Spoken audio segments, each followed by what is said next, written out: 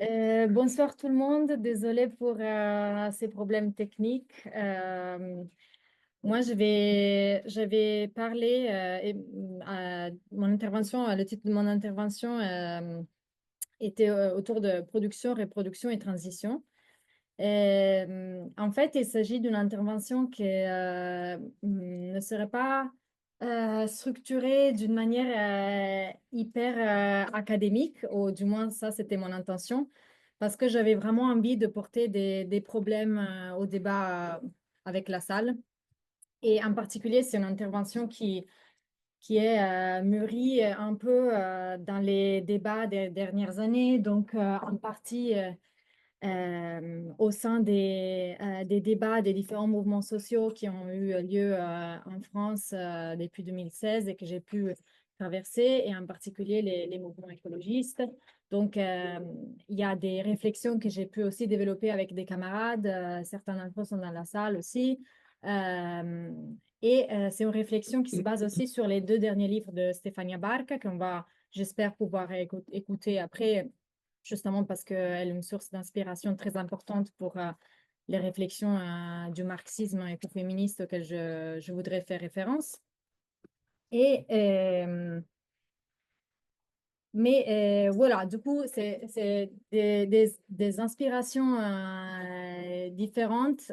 Donc, j'espère que ça peut amener un peu de débat. Mais peut-être ça ne sera pas très systématique, et je vous prie de m'en excuser déjà. Et je m'excuse aussi du fait que je vais au moins en partie lire mon intervention. Donc, voilà. Donc, je vais commencer en essayant de faire un exercice de mémoire qui peut être un peu déroutant parce qu'il y a que 5 ans et demi, 6 ans qui se sont écoulés, mais si on essaye de revenir à la phase 2018-2019, euh, voilà, on a l'impression qu'un siècle s'est écoulé. Donc, pas plus qu'il y a 6 ans, en 2019, le monde entier était secoué par une vague soudaine de politisation écologiste, culminée par des manifestations massives de la jeunesse partout dans le monde. En même temps, des partis politiques en Europe et aux États-Unis élaboraient des propositions politiques pour traduire au niveau de l'action étatique et des politiques publiques les craintes et les aspirations des mouvements socio-écologistes face à une ampleur et une vitesse de la crise climatique qui ne pouvait plus être ignorée ni par les institutions internationales, ni par les pouvoirs publics, ni par le capital. À propos justement des procès de valorisation capitaliste, en suivant l'analyse d'Emanuele Leonardi, on peut considérer que l'accélération de la politisation autour des questions écologiques a eu lieu au même temps qu'une accélération des procès d'accumulation capitaliste autour de celle qui avait commencé à être renommée Green Economy, dont Leonardi pointe en particulier les mécanismes financiers de valorisation des marchés carbone. Donc, tout cela, c'est juste pour restituer dans quel contexte sont émergées différentes propositions de Green New Deal, de pacte vert, ou de moins ont acquis une dimension de premier plan dans les discussions politiques, qui surgissent entre 2018 et 2019, en particulier entre les États-Unis et l'Europe, au sein des partis de la gauche radicale. C'est justement dans le chapitre 5 du dernier livre de Stefania Barca qu'elle définit les éléments communs de ces différentes propositions comme suit, je cite. Un programme de redressement via des dépenses publiques dans le secteur de l'énergie et des infrastructures vertes, avec le double objectif de créer de l'emploi et de sauver la nature. Donc, dans le même chapitre, on cite aussi des articles de contribution au débat politique et militant sur ce sujet, qui peuvent être utiles pour expliciter quelles étaient les hypothèses politiques implicites dans les groupes de la gauche, disons, et dans les groupes écologiques d'écologie plus radicale. Donc, l'hypothèse politique était la suivante. Le discours ambigu et foncièrement ambivalent de la green economy et de la transition écologique devait être saisi comme un champ de bataille hégémonique par la gauche pour imposer des avancées sociales ainsi qu'écologiques. Donc, tout cela a poussé vers un renouveau important du thème de la planification écologique, entendu comme manière de repolitiser la question de la prise de décision collective autour du mode de production. Donc, on en vient à mon deuxième point qui va se concentrer sur la crise pandémique.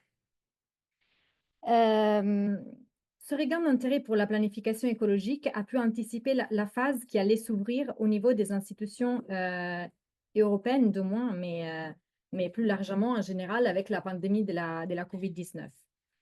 Donc, cette dernière, la pandémie, est ainsi devenue un exemple parfait pour aborder le concept de reproduction écosociale, inspiré par des théoriciennes issues de l'écoféminisme et du marxisme, comme Nancy Fraser, Silvia Federici, Giovanna De Chiro. Donc, c'est peut-être pas, c'est peut-être banal, mais je vais quand même très vite revenir sur le concept de reproduction chez Marx. Donc, la reproduction est définie par Marx comme le processus qui produit en permanence les conditions d'existence de la société capitaliste elle-même. Ce processus implique à la fois une reproduction économique des moyens de production et de subsistance, une reproduction des rapports sociaux et des institutions qui organisent ces processus économiques, ainsi que des conditions de possibilités matérielles, comme l'existence d'une force de travail exploitable. Donc, si les théories féministes de la reproduction sociale ont montré le point aveugle de l'analyse de Marx, à savoir qu'il y a bien un travail humain nécessaire à la reproduction de la force de travail, à l'occurrence, donc, bien sûr, les féministes ont pointé le travail des femmes, et en particulier des femmes au foyer. Les écoféministes ont montré que les autres conditions de la production aussi, comme l'existence d'un environnement vivable pour les travailleurs, doivent être reproduites. Et parfois, cela peut se baser sur un travail humain qui n'est pas considéré comme tel, ni encadré dans un rapport salarial. Par exemple, le travail d'entretien des berges des fleuves, traditionnellement pris en charge par la paysannerie, ou bien un travail ou plus généralement ce qu'on appelle désormais des services écosystémiques. Donc, par exemple, la dépuration naturelle des eaux ou le travail de l'activité des pollinisateurs. Donc, ici, voilà, l'intérêt de parler de reproduction écosociale pour mettre l'accent sur le double côté de la reproduction. Donc, naturelle d'un côté, parce que même la reproduction sociale implique un niveau de réalité qui est celui de l'espèce biologique et de ses relations avec le reste de la nature, et sociale de l'autre côté. Donc, la pandémie a pu être lue comme un phénomène résultant de l'imbrication profonde d'au moins ces deux crises, donc la crise écologique et la crise de la reproduction sociale. Donc, c'est pour cela qu'elle a pu être définie comme un exemple parfait par les écoféministes d'une crise de la reproduction écosociale. En effet, donc pourquoi une crise écologique? Je vais aller très vite, mais je pense que vous rappelez tous ces discussions et ces débats pendant cette période dans laquelle on a découvert, par exemple, l'existence d'une épidémiologie marxiste aussi. Donc, on nous a expliqué que l'augmentation des zoonoses en général et aussi la pandémie de la COVID en particulier étaient aussi des conséquences de l'effondrement de la biodiversité, avec des effets importants dans le champ de l'épidémiologie humaine et animale. Et de l'autre côté, ce qu'on a pu voir très facilement, c'était que la pandémie a été aussi un phénomène éminemment social, donc un moment de crise profonde de la reproduction sociale qui a été dévoilé brutalement, non seulement par l'effondrement du secteur de la santé dans beaucoup de pays du monde, mais aussi par un processus de retour à la case départ du foyer. Et les femmes connaissent bien parce qu'elles y sont confrontées par les coupures budgétaires au welfare, par les vagues de chômage qui les frappent majoritairement à chaque phase austéritaire ou économiquement régressive. Donc, cette reségrégation au sein du foyer domestique, de toutes les formes de la prise en charge de tout un tas de besoins de la reproduction sociale, de l'éducation à la sociabilité, en passant par la santé mentale, ont eu les effets que l'on connaît. Donc, augmentation de la violence domestique, décrochage scolaire, augmentation des cas de dépression et à l'inverse, explosion des services numériques destinés à médier toutes ces fonctions sociales sans savoir entrer en contact physique sans sortir du foyer. Donc, qu'est-ce que ça a à voir avec la question de la planification écologique?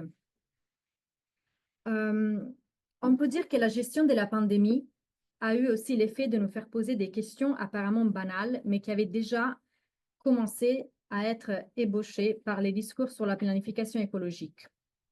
Le genre de questions comme de quoi avons-nous vraiment besoin? Quelles sont les activités qu'on devrait collectivement considérer essentielles afin d'établir une hiérarchie des besoins sociaux compatible avec des contraintes d'abord épidémiologiques, mais aussi plus en général écologiques? Donc, la réponse à ce type de questions impliquait souvent la nécessité de renverser l'ordre d'attribution de valeur et reconnaissance sociale à accorder à des activités et des secteurs d'activité plutôt qu'à d'autres, en instaurant souvent une inversion par rapport à la reconnaissance économique attribuée par le régime actuel des salaires. Donc, ces réflexions se sont également exprimées à travers des formes concrètes de lutte, comme par exemple, je peux penser aux grèves dans la région de la Lombardie en Italie au début de la pandémie pour revendiquer le blocage de la production industrielle afin de faire primer la santé des travailleurs sur les dictats de profit. Ou encore, se sont traduites de manière beaucoup plus ambiguë dans les décrets gouvernementaux qui, de manière différente selon les pays, ont décidé quels étaient les secteurs et les activités essentielles, et au contraire, quelles étaient celles qui devaient être mises à l'arrêt. Donc, les applaudissements du soir au travail hospitalier aussi ont été une manifestation frappante, bien que, voilà, parfois hypocrite peut-être, de la nécessité d'octroyer une forme de gratification, de reconnaissance supplémentaire à cette activité. Donc, qu'est-ce qu'on a pu voir pendant la pandémie du coup? On a pu voir la possibilité de briser l'unité de la reproduction sociale et de distinguer entre reproduction du capital et reproduction de la vie. Donc, cette possibilité s'est dessinée en filigrane pendant la pandémie, même s'il faut tout de suite reconnaître que les politiques publiques mises concrètement en acte relevaient plutôt d'un jeu de compromis sur le fil du rasoir et un jeu maintenu surtout par la répression. Donc, toutes ces questions expliquent, au moins en partie, la place toujours plus importante accordée à la sphère du care, du soin, dans les critiques par en bas du Green New Deal. Se renforce ainsi la position qu'affirme l'incontournabilité du travail reproductif, et en particulier de la sphère du travail des soins à la personne, pour imaginer un futur écologiquement et socialement désirable. La proposition d'un care income, par exemple, un revenu de soins, que je cite bien évidemment parce que ça fait partie, c'est une des propositions politiques fortes aussi du livre de Stefania Barca, dont j'espère qu'elle va parler après. Donc, ces propositions-là ont été formulées pendant la crise pandémique par le réseau associatif Global Women's Strike, justement pour expliciter la portée écologiste et féministe du travail de soins. Le care income serait à mettre à disposition de toutes celles et ceux qui s'occupent sans rémunération des personnes et ou des environnements urbains et ruraux par le biais d'une défense organisée contre l'extractivisme et la dégradation, mais aussi par la réhabilitation et les soins des espaces communs, du sol, de l'eau, des forêts, de la biodiversité, à la fois à la maison et dans la communauté, l'écosystème. Donc, il s'agit d'un élargissement du concept de soin résultant de l'entrelacement de l'économie politique féministe, de l'écoféminisme et des perspectives de la décroissance, qui, dans l'esprit des autrices de cette proposition, serait la base d'un possible Green New Deal féministe.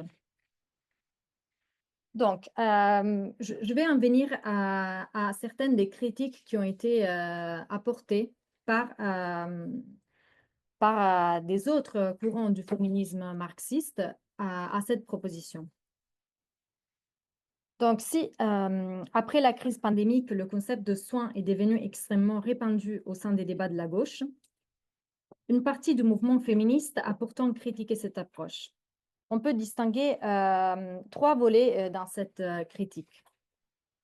Donc, le premier élève d'une opposition qu'on peut désormais définir un peu classique, disons, entre féminisme marxiste et écoféminisme. Donc, l'idée qu'il y aurait un risque de renaturalisation du rôle de la femme en tant qu'identité biologique, qui serait donc par nature enclin à réaliser ce type de travail de soins. Ce risque de naturalisation, moi, je pense, est réellement présent. Mais personnellement, je considère qu'en réalité, l'écoféminisme marxiste a pu développer des considérations sur le rapport entre corps biologique et procès d'assignation à des corps sociaux qui sont beaucoup plus nuancés qu'une brutale naturalisation. Un autre, c'est la critique qui a été portée, je pense, le plus souvent et qu'on a pu lire le plus souvent. Et donc, je la laisse de côté pour le moment. Je voudrais plutôt me concentrer sur un autre risque, à mon avis, un peu plus concret.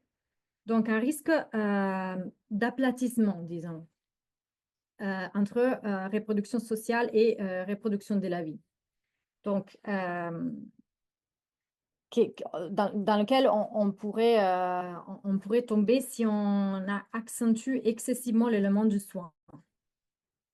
Si l'on cite par exemple Ariel Saleh, qui est pourtant considérée comme une écoféministe d'inspiration marxiste, on peut trouver des affirmations comme celle qui suit, je cite. Les politiques écoféministes peuvent réincorporer le matérialisme, et ce faisant, la notion de travail reproductif devient centrale. Reproduction signifie s'engager à nourrir les processus vivants en améliorant les échanges entre l'homme et la nature. Saleh écrit cela dans son article Meta-Industrial Class, qui est très souvent cité parce que développe le concept de travail méta-industriel.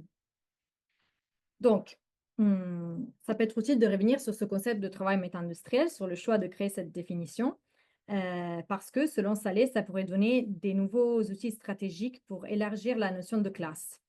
Donc, le travail méta-industriel se définit pour Saleh comme un travail peu ou pas du tout rémunéré, qui soutient la vie immédiate et constitue en même temps la base de l'accumulation capitaliste, qu'inclut la connaissance vernaculaire pour reproduire les circuits thermodynamiques de la nature, qui tend à diminuer l'entropie, un travail qui applique le principe de précaution en ce qui concerne ce qui peut et ne peut pas être fait, et qui maintient en gros la valeur métabolique ou écologique intacte. Donc, une telle définition sert à faire émerger des critiques écologiques d'évaluation du travail. Il s'agit par là d'un exercice légitime et utile de la création d'un idéal type normatif. Mais cette accentuation de l'élément d'extériorité de la reproduction et du soin par rapport au capitalisme risque d'amener à une définition trop génériquement positive du travail reproductif. Et donc voilà, c'est des arguments qui en fait j'ai développé surtout avec des discussions avec des autres camarades féministes. Donc, par exemple, le fait que le propre de la reproduction sociale en tant capitaliste soit elle aussi soumise à l'exploitation et à l'aliénation, qui se ne réduit pas, ne peut pas se réduire à un manque de reconnaissance et à une invisibilisation et marginalisation. Le travail de soins des humains et de l'environnement est lui aussi exploité et aliéné par le capitalisme patriarcal, raciste et écocide, si bien qu'il ne doit pas être seulement reconnu et payé, mais aussi partagé démocratiquement, radicalement transformé dans ses formes et ses institutions. L'aliénation du travail touche aussi le travail de soins domestiques non payés, ainsi que le travail mal payé et exploité du secteur du travail salarié du soin, aussi bien privé que public. Donc, en outre, comme le pointe par exemple Leonardi, la cartographie de la séparation entre travail productif et reproductif peut changer. Et aujourd'hui, des formes de travail reproductif sont enrôlées dans les processus de valorisation. C'est le grand projet de ce qu'on peut appeler la bioéconomie. Ces formes de travail perdent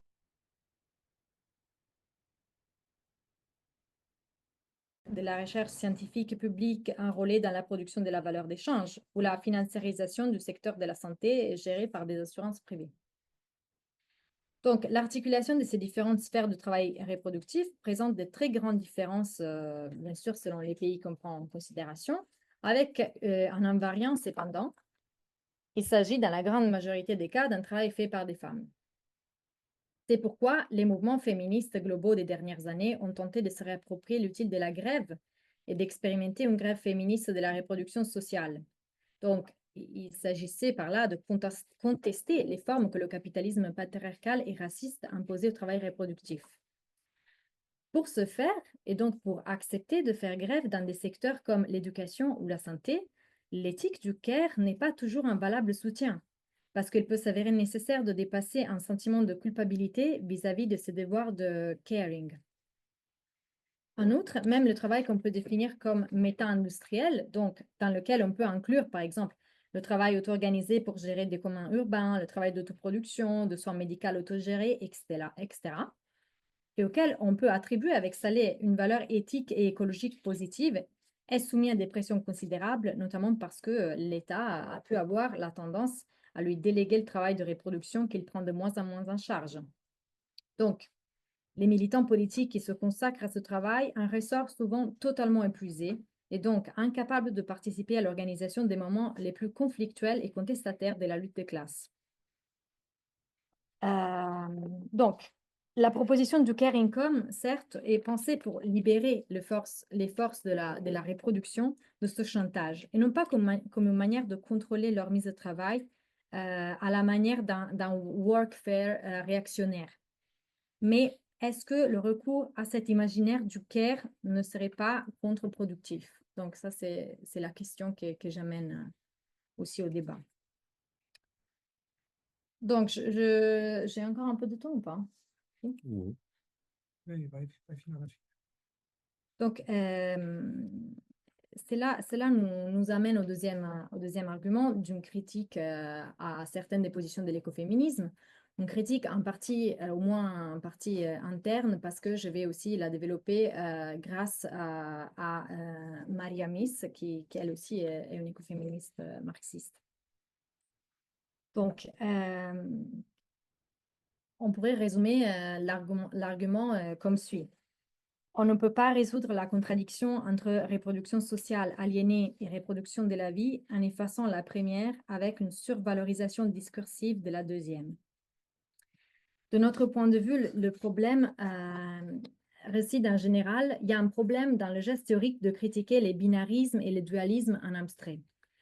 Donc, comme le montre Val Plumwood, par exemple, la rationalité anthropocentrique qui partage le monde entre nature et culture, corps et esprit, femelle et mâle, mérite d'être critiquée et déconstruite, bien sûr.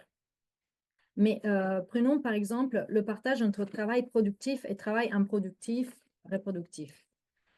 Dans le chapitre 6 de son texte « Patriarcat et accumulation à l'échelle mondiale », Maria Mies se penche sur les expériences historiques de construction d'économies socialistes en Union soviétique, en Chine, au Vietnam, et essaye de lire ces expériences historiques comme des tentatives d'instituer des différentes cartographies de la division du travail, avec l'intention non seulement d'abolir la division de classe, mais aussi l'intention génuine, réelle, de renforcer le parcours d'émancipation des femmes entamé pendant les révolutions et les guerres de libération nationale.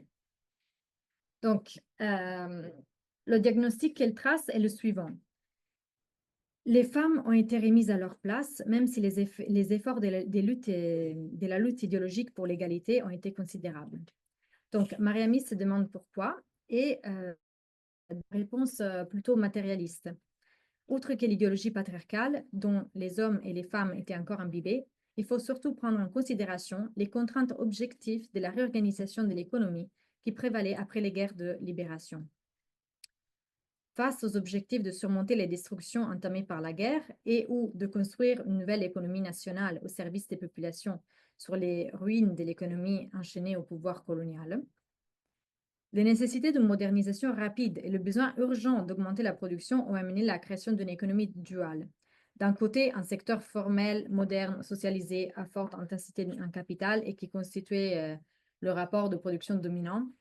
De l'autre, un secteur informel, intensif en main-d'œuvre, non socialisé, technologiquement retardataire, qui produit le gros des moyens de subsistance de masse avec des travailleurs, plus souvent des travailleuses, mal payés ou pas payés du tout. Donc, elle dit, je cite, « Dans l'économie duale mise en place après la Révolution, le maintien ou la création des rapports patriarcaux ainsi que l'institutionnalisation de la famille nucléaire sont absolument cruciaux pour la construction d'une économie moderne. » Fin de citation. Donc, ce que je voudrais pointer par là, c'est que, bien sûr, il s'agit aussi de choix politiques, mais choix politiques qui sont faits dans le chemin étroit qui caractérise le champ du politique et de ses exigences, qui, à différence de la critique théorique des dualismes, a affaire avec des contradictions réelles. Donc là, je vais en venir je vais citer à ce propos Andreas Malm, qui est un peu une référence incontournable pour cette critique de la critique des dualismes. qui dans un passage de son livre Avis de tempête, il écrit: Or, le pouvoir ne découle pas des dichotomies notionnelles. Il est d'une nature bien plus terrestre, et son identification, comme son renversement, pourrait bien nécessiter à la fois marteau et faucille. Comme le remarque Eagleton, les chercheurs hypnotisés par les rigidités du langage et par la perspective de le fluidifier se livrent au déplacement fantastique d'une véritable impasse politique. Donc, moi, je pense que l'utilité de ce genre de considérations sont bien évidentes aussi quand on regarde à la conjoncture de l'actualité, qui est marquée par la réduction du champ de possibilités d'action politique impliquée par les conjonctures de guerre. Dans ce genre de conjoncture, une pensée dialectique qui valorise le rôle de la stratégie, des ruptures, des moyens, sans lesquels il est impossible de penser le changement social, ne peut pas être hâtivement réduite à une pensée cynique et instrumentale. Bon, j'en viens à des conclusions. Donc, on a pu voir comment la proposition de Care Income s'inscrit dans le plus large pan des propositions de Just Transition qui ont caractérisé une des saisons politiquement les plus intéressantes et innovantes des dernières années. Mais, entre-temps, le Green Deal de la Commission européenne a vu le jour et il est résulté d'une approche néolibérale à la crise climatique, comme on le sait désormais, voilà. Une perspective de croissance verte portée par des crédits d'impôt aux entreprises, limitée par des politiques de rigueur fiscale qui ne permettent pas l'expansion des dépenses publiques. Au niveau européen, au sein du contexte post-pandémique, le résultat de toutes ces revendications a donc été pour le moins décevant. Et la stratégie politique de la gauche qui tentait de se positionner dans le champ de bataille de la transition écologique a perdu en puissance. En effet, le contexte global, politique global a beaucoup évolué. D'abord, la pandémie a eu comme effet paradoxal une relance de l'économie fossile et une remise à plus tard par les États du Nord global des objectifs d'atténuation du réchauffement climatique. Ensuite, les grandes puissances étatiques se sont impliquées de manière massive dans la course au réarmement global dans le cadre d'un échiquier mondial toujours plus marqué par l'impérialisme et traversé par des vents de guerre. Et je pense qu'il n'est même pas nécessaire de mentionner le fait qu'une vague montante d'extrême droite semble invalider les espoirs du réformisme radical, qui étaient les prémices nécessaires aux propositions du Green Deal. Qu'est-ce qu'il nous reste alors de la phase politique écologiste de 2018-2020 Donc, ce qui est sûr, c'est que les apports de l'écoféminisme aux propositions de transition juste ont permis de politiser le rapport social que nous entretenons au milieu dont nous dépendons vitalement. Et je pense qu'on a acquis, on peut dire une fois pour toutes, la conscience que l'émancipation sociale est de plus en plus difficile à mesure que l'environnement se dégrade. D'un point de vue plus pratique, les avancées sur les questions écologiques de ces années ont constitué donc une base pour une mise à jour des perspectives écologistes des partis et des mouvements de la gauche européenne, qui s'est configurée de manière différente selon les pays. Et en France, par exemple, les syndicats ont signé un appel qui s'appelle Plus jamais ça. Voilà, co-signé avec les centrales syndicales et des ONG, qui a servi comme cadre large des revendications auprès des acteurs institutionnels, donc mise à jour des revendications écologistes.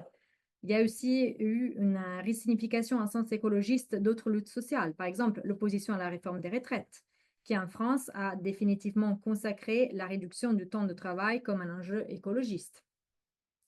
En outre, le Parti de la France insoumise a su intégrer les avancées de cette saison politique dans un programme de gouvernement qui est fortement marqué par l'exigence d'une planification écologique radicale.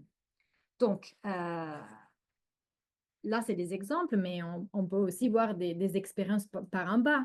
Je pense à l'Italie, au cas de la lutte des ouvriers ex-GKN à Florence. Leur projet de reconversion écologique autogérée constitue un des tentatives récentes les plus inspirants pour promouvoir une écologie des travailleurs et travailleuses qui ont précisément su reconnaître l'évolution de la conjoncture depuis 2020 et mettre en œuvre des alliances locales, nationales, internationales, ainsi qu'avec des autres composants des mouvements sociaux comme celui des chercheurs et chercheuses solidaires, pour sortir de l'impasse auquel une simple stratégie de remédication vis-à-vis des centrales syndicales ou des institutions étatiques les auraient condamnés. Mais voilà, je voulais porter au débat avec la salle quand même l'idée qu'il est désormais nécessaire de reconnaître que les espérances qu'une transition écologique réformiste puisse être poussée vers une bifurcation écologique plus radicale par les mouvements sociaux ne paraissent plus très plausibles. Il nous faut donc approfondir une réflexion stratégique qui puisse nous amener à faire quelque chose de bien avec les revendications justes et légitimes qu'on a réussi à développer jusqu'ici. Merci.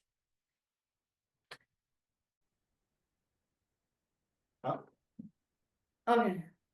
Can you hear me? Yes. Okay, good. So, well, first of all, thanks for the invitation, and I hope that we are not going to have more technical problems. So first of all, just let me say I am there was a mistake in my presentation before. I'm not at the University of Coimbra anymore. I have been at the University of Santiago de Compostela for the past 3 years, where I am a distinguished researcher.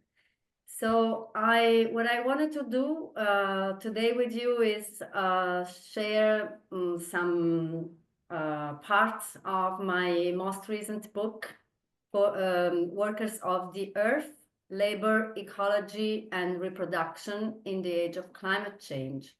So I am sharing my screen now. Hopefully, I hope this will work. Can you see it? Okay. So this book, which came out for Pluto Press in July 2024, is a collection of essays that I published in the past maybe 10, 15 years. And it's divided into 2 parts. The first part, it's about history, and the second part is about the political ecology of labor.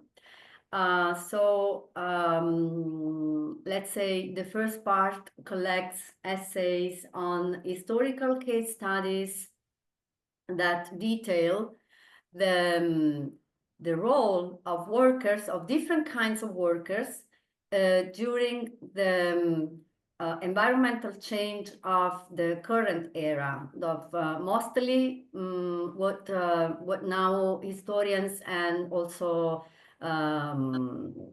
scientists call the Great Acceleration, which is the historical period between 1950 and today, basically. And it's called the Great Acceleration because it's the time when most indicators of socioeconomic change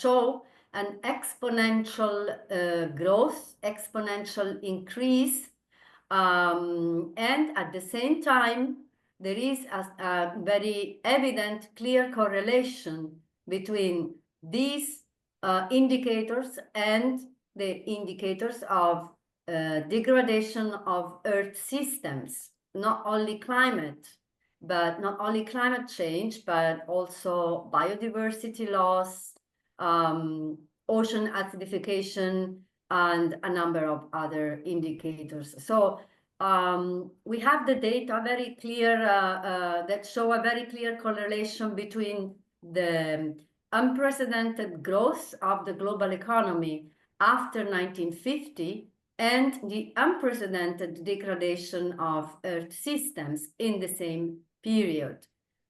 Well, what I do in the book is to interrogate. Here, these are the data, the Great Acceleration data. You may have seen them already.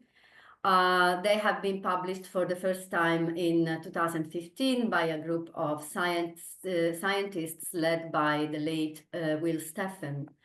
And what I do in the book, my point of departure is that while these data show us humanity on the left side, on the right side, the socio-economic trends, these represent humanity, right? First of all, population, then GDP growth, the capital investments, urbanization, energy use, etc., etc., etc. So these are all human activities. Here, this is a representation of humanity as the master of Earth, right? Because these data are correlated with the data on the left side that show Earth as a recipient of the impacts of human activities. But what is missing from this picture is many aspects of humanity that are not consistent with this agency of mastery, right?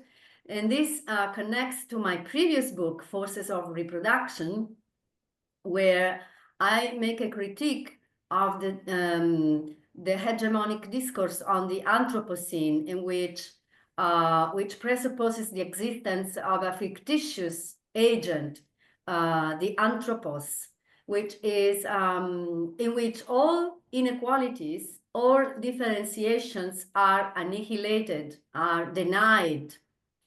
So once we deny differentiations within the human species, we consider humanity as a species, and with a very flat ontology, we conflate humanity with the master, with capital, basically, right? So labor, which is the other than capital, becomes completely invisible. And so this is my starting point in this book. The question that I formulate in the book is, where is labor in the history of the Great Acceleration?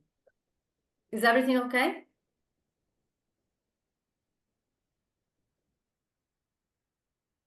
Hello?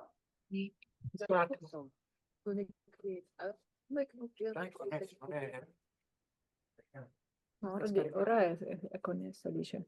Connesso? Can you hear me? Yes. Yes. Yes. Okay, good.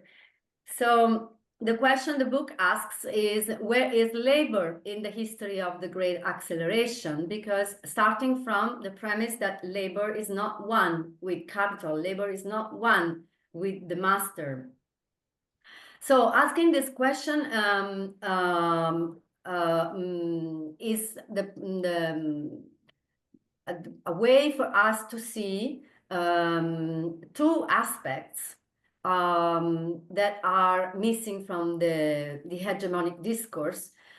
First of all, the vulnerability, human vulnerability, the fact that labor workers as human beings are also as all humanity, but especially certain sectors of humanity are not only within the processes of capitalist transformation of the earth, but they are also one with the earth, one with non-human nature. So human nature is also one with the rest of the earth, and so it's vulnerable to the same processes of degradation that are affecting the earth and biodiversity. These are similarly affecting human beings in specific ways, but still human beings, and specifically certain populations more than others, and certain sectors of society more than others, during the Great Acceleration have shown depletion and exhaustion in their bodies as an effect of the capital exploitation that is has been necessary to produce this exponential economic growth, and also as a result of the pollution and biodiversity loss and all other processes that have affected the earth. And the COVID-19 pandemic is only one major manifestation of how humans themselves are vulnerable to the effects of biodiversity loss. So to do this investigation, let's say, I also find it very important to define what is it that we mean when we talk about labor. It's not the traditional, let's say, the traditional understanding of blue-collar work in industrial waged work. Labor, as the International Labour Organization has clearly now documented in this picture, is made of both paid and unpaid work. And in the blue section, we see this is the waged labor, which is like 55 or 60%, less than 60%.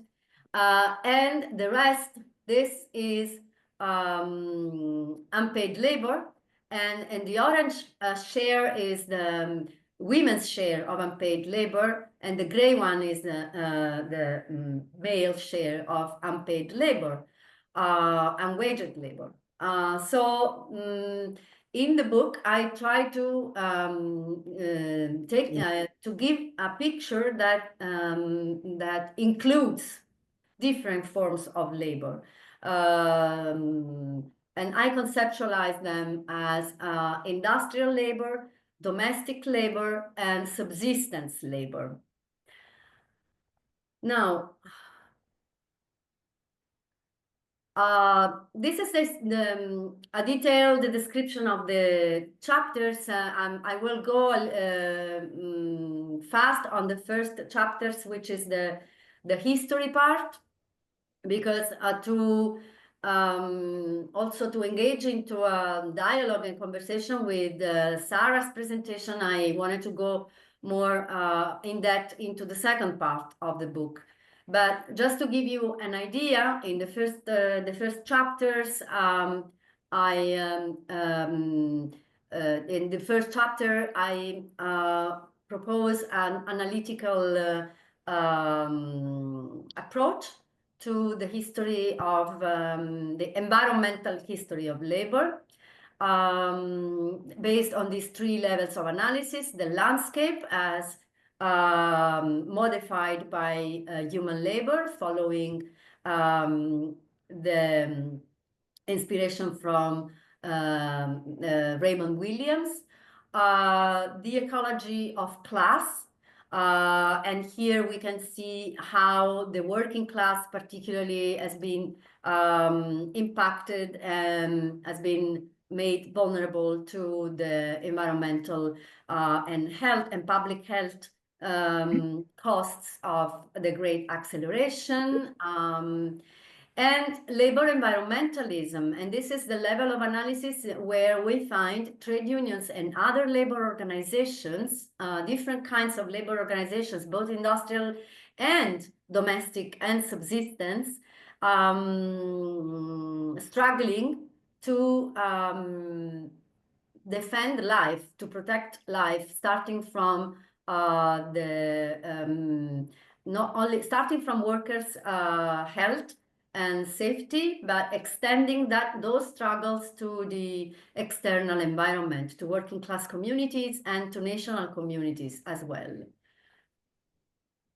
And here, this is a story that I tell in chapter 2, which is a story of a chemical accident happened in the south of Italy in 1976, and how this accident generated struggles on the part of both the factory workers and of women in the working class community that were also struggling for the recognition of the damage, and also for a different model, different kinds of kind of development.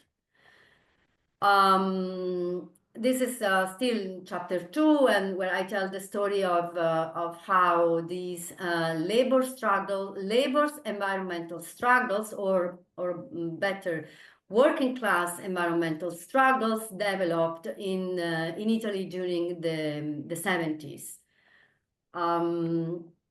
And here we go to with the third chapter. We go into, and this is an original chapter that I wrote for the book, that documents a story that is not well known, which is the story of how the working class and racialized women of Bristol in the UK were struggling against the nuclear industry. And they were doing that. They were organized by the Global Women's Strike that at the time was called the Wages for Housework campaign. And these women were struggling against nuclear industry as part of a broader women's movement against nuclear power and extractivism more broadly. But specifically in their case, pointing to the devaluation of domestic labor that was implicit in the development of nuclear industry, because they demonstrated how nuclear power had an impact on the health of working class and racialized communities, and these impacts on their health were being the cost of that was being already dumped upon the shoulder of working class women and their unpaid care labor. So their argument against the nuclear industry was not, strictly speaking, an ecological argument. It was a labor argument. It was about the devaluation of their caring labor. And finally, this is still in the history part, and this is a very important key chapter in the book that is also linked to my previous book, Forces of Reproduction. And this tells the story of the Brazilian movement called Alliance of Forest People, made up of an alliance between the Union of Rubber Tappers, los seringueiros in the Amazon region, led by Chico Mendes, with whom you see in the above picture, and the indigenous movement that was forming in Brazil still during the last decade of dictatorship. And the alliance between these two movements was key to the emergence of a radically new form of conservation in Brazil. Let's say workers-led, community-based, and community agroforestry project. And that became, was passed into law after the struggles led during the 80s by this movement, with the support from academics, Brazilian academics, and from the international environmental movements as well, because of course the Amazon was recognized as not only a Brazilian problem, but a world problem, no? And so this is, for me, this is an example of what can be achieved once, let's say, once a politics of alliance building is successful, becomes successful. And in this case, this alliance was against This was an alliance of waged workers, the rubber tappers, and unwaged workers, the indigenous people, but also the peasants, subsistence workers living in the Amazon forest. So an alliance between waged and unwaged workers against the masters, against the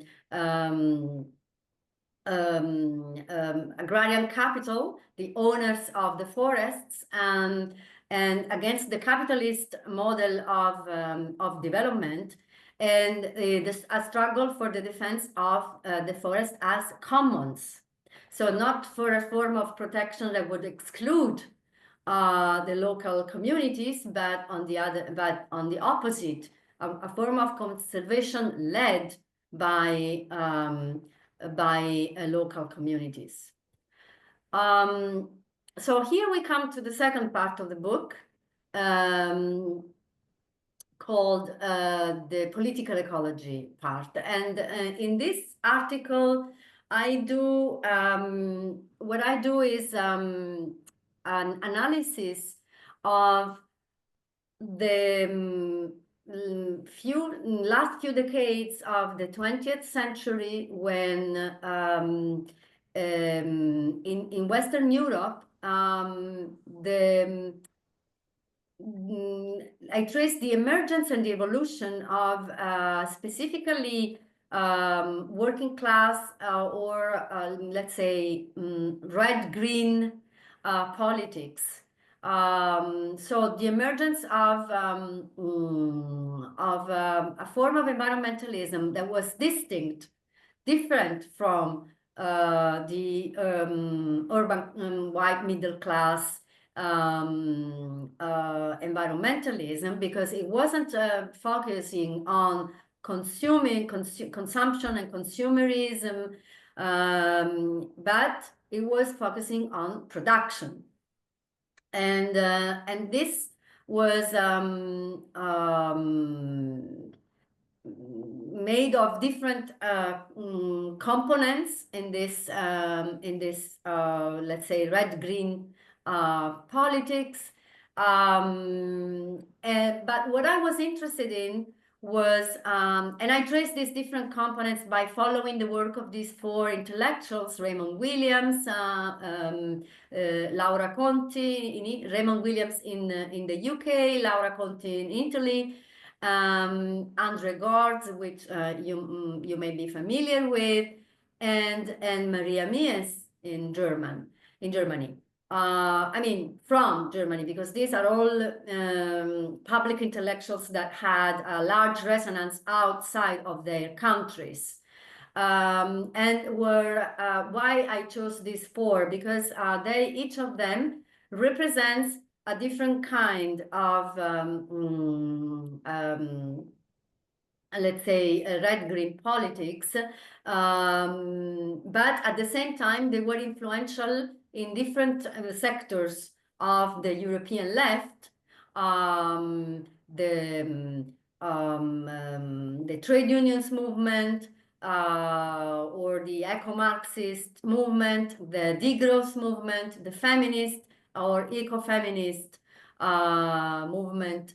So the eco-socialist, let's say, the eco-socialist agenda. So what I was interested in was to trace the, let's say, the process, the historical process through which, between the 70s and the end of the century, there is only one hegemonic form of labor environmentalism that becomes dominant, and this is the eco-modernist one. No, the trade union movement and the labor parties and the left parties, by the end of the 20th century, become completely co-opted, let's say, by the logic of ecological modernization, even though it's not the same ecological modernization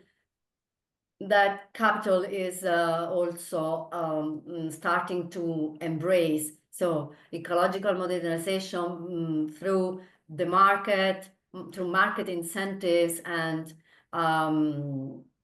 green growth, let's say, no? The green growth, the green economy, I mean, yeah, the capitalist green economy. But still, it's a different kind of ecological modernization that is more centered on planning, on centralized planning, and on the role of the state, etc. But it's still very much consistent with an idea of labor that focuses mostly on industrial waged labor. So this is a process through which the feminist, the ecofeminist, and the subsistence perspective, the rural, the agrarian, the peasant, let's say, the peasant perspective, the domestic labor perspectives, which had been represented before, become expelled somehow, no, from the dominant discourse of labor ecomodernism. And this is what I consider like the original problem, let's say, of what we see, what we have seen, let's say, from the over the past few decades, no? Which is the inability of labor organizations to credibly represent an alternative to the capitalist and the neoliberal green economy. Yeah, finally, I mean, I also analyze some concrete examples of alternatives that are that I see as elements of novelty over the past few years. Let's say the past decade, maybe. Elements of novelty which are which come from outside the trade union movement, but still they come from sectors of the working classes and sectors of the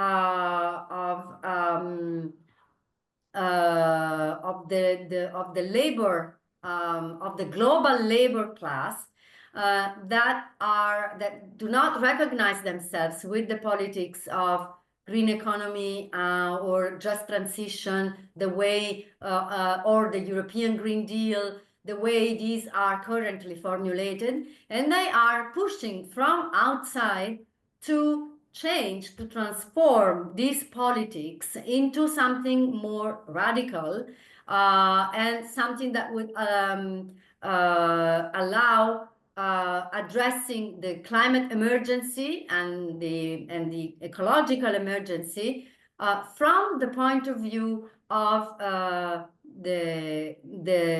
these broadly understood working class. So on the left side, we have an example of the Global Climate Jobs campaign, and the picture shows the Portuguese section of the campaign, organized by a movement called Climaximo, which since the early 2010s, I think they put together a plan for climate jobs in Portugal. I think their first plan is from 2015, and then they put together a second plan right after the pandemic or during the pandemic. And in this plan, they are not just advocating for an expansion of job opportunities in clean energy or green infrastructures, but they are, let's say, pointing towards the need for changing the whole structure of employment with a very strong agency of the government, of the state, in let's say, designing the labor market in a way that that labor can become an agent of ecological restoration and of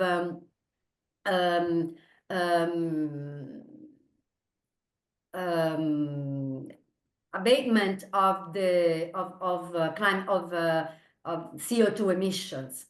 And this what they have very clear that this cannot be done by capital, and there is a need for the state to take matters into its hands in a way that this process is finalized, not to make more profits for capital, but to really tackle and address the real problems. And on the right side, you have a picture of the global women's strike in the UK, marching together with Extinction Rebellion. This was, I think, 2020 or 21 maybe. And the Global Women's Strike, which is the same movement that was organizing women against the nuclear power back in the 80s, the same movement exists today, and they have this new campaign that I think Sara already mentioned, the Care Income Campaign. And the Care Income Campaign is about including, considering caring as a very important key sector of the labor that we need in a post-carbon society, and also in a post-carbon economy. So how a post-carbon economy needs to put caring work really much more front and center as the very important sector that can help address not only human needs and the most important human needs, but also the needs of the non-human world. So this campaign testifies to me also to the potentialities of including domestic work and caring work more broadly in our understanding of the working class and its political, as a political actor in the climate crisis. And I would end here. Thank you.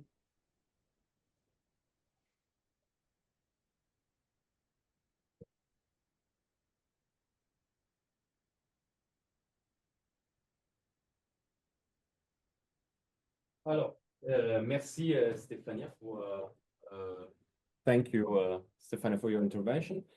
Alors, on laisse la parole à la salle pour les questions. Ceux parmi vous qui ne peuvent pas poser leurs questions en anglais pour Stefania, je peux m'occuper de les traduire. Et je vous laisse la parole. Par contre, on a juste besoin de... Il faut approcher le téléphone, Oui. comme si c'était un micro. On utilise ça? Après, il faut passer. Ok, On super. peut faire tourner ça. Ouais. Juste attendez les portables parce que bah, ça fait office de micro.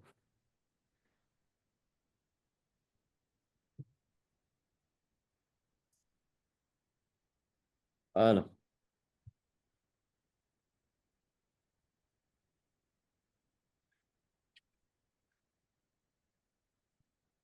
Mais du coup, je fais tout en anglais ou en... Bah, c'est un truc un peu général, quoi, vu que c'est juste après pour... Les deux. Les deux, parce que j'ai... Ok. So thank you for your wonderful interventions. So yeah, I mean, I have maybe starting with Sarah's intervention. maybe a slightly different reading of the especially of the COVID-19 phase. I mean, this division, in my opinion, between like the reproduction of life and reproduction of capital is far more maybe intertwined in this sequence, especially like in the country from the global north, where social reproduction has been conditioned to the development of massive surplus generation by especially by digital monopoly capital during this period. And in this respect, I think it differs largely from what we could envision as a I don't know, a sustainable reproduction, something that is linked somehow to an economy that is where surplus is controlled and willfully controlled by in a plan, for example. What else I wanted to ask? Yeah, I have a question for Stefania, because so yeah, first maybe two questions. First, a clarification one about the ILO figures and about the distinction, because I'm not sure I really got the difference between if your figures refer to especially unwaged and wage labor, or unpaid and paid labor, because I think it makes a big difference, especially in some southern economies. So I wanted to get what the figure is really about, and also I think so there is a discrepancy between the maybe an eco-modernist approach to transition as opposed to the grassroots struggles you're referring to. But I think that the distance between the like labor eco-modernism and what we often refer to as green capitalism or eco-modernism of capital is in fact very, very different. As for instance, when we see the European Green Deal policies, they are often like linked to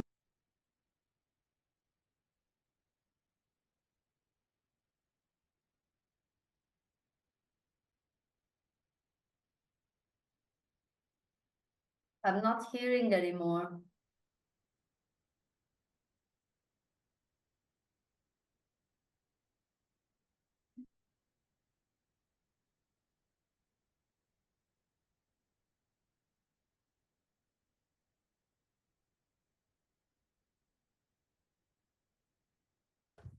Oui, oui, maintenant, d'accord.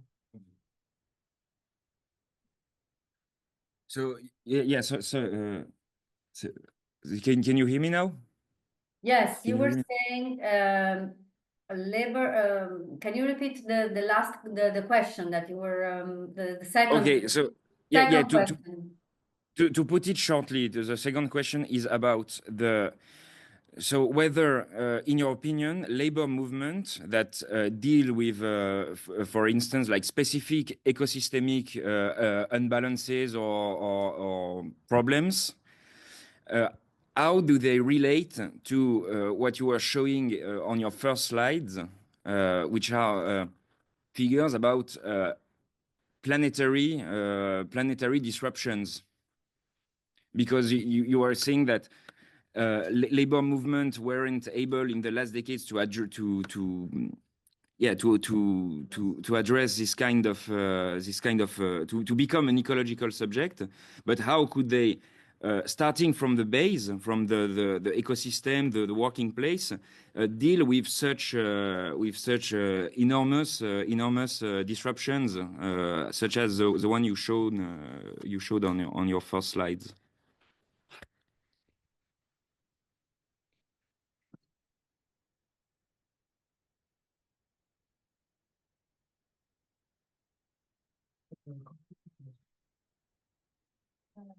On parle encore de questions? Oui, on parle de questions. Ouais, No. allez-y, allez-y.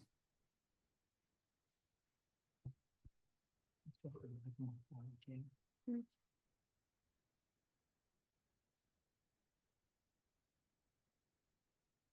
question à Sarah. Et peut-être à partir des échelles politiques et spatiales pour penser la transition aujourd'hui, c'est-à-dire à partir de la périodisation que tu as fait, tu semblais mettre en avant, enfin, en premier moment, 2018-2020, dans lequel ça partait surtout d'en bas et en dehors de l'État, avec la démultiplication de mouvements pour la justice climatique, mais pas que. Après, tu semblais mettre en avant une deuxième phase, 2020-2022, déterminée par la pandémie, les lockdowns, la nécessité aussi de relancer l'économie et du coup de mettre en place des projets de stimulation de l'économie aussi pour faire face à l'aiguisement des tensions entre les différents pôles économiques avec le risque d'une captation, d'une instrumentalisation. Et après, j'ai pas trop compris, à la fin, tu as dit, voilà, maintenant on se retrouve dans une conjoncture de guerre où il y a une fermeture des possibilités politiques, mais tu fais référence, enfin, tu pourrais revenir un petit peu sur cette dernière phase et comment tu la cadres et comment tu penses que c'est plus approprié d'aborder les questions de transition, du coup, à nouveau à une échelle micro et en dehors de l'État, ou s'il y a encore et comment moyen enfin, sans de faire pression sur l'État, mais quel est le rôle de l'État ou des pouvoirs publics aujourd'hui?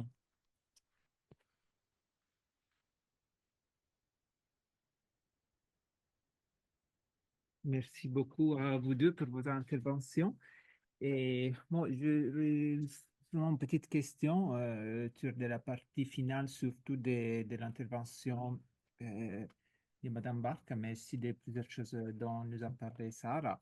Et c'est qu'est-ce qu'on entend avec la notion de santé du monde humain, parce que là, il y a pas mal de choses non, dans ce monde humain qui n'ont pas nécessairement, dont nous ne pouvons pas nécessairement définir à la même manière les bien-être ou les conditions de santé. Non, c'est pas un monde unifié. Il y a beaucoup de subjectivités différentes dans ce monde humain. Donc, je me demande si, à la même manière, de, de comment les études féministes, l'épistémologie féministe, et comme vous l'avez montré, la question du travail reproductif, de la transition juste, nous impose de ne pas penser à un sujet humain générique, parce qu'il faut réfléchir à toutes les implications normatives d'une subjectivité humaine générique, mais il faut multiplier non, et considérer dans leurs différences les différentes formes de subjectivité humaine, si les mêmes problèmes ne se posent pas aussi dans le monde des subjectivités non humaines, dont c'est dangereux de parler, d'en parler de manière unifiée. Et peut-être qu'il faut démystifier aussi cette méga subjectivité non humaine, comme si c'était quelque chose d'uniforme.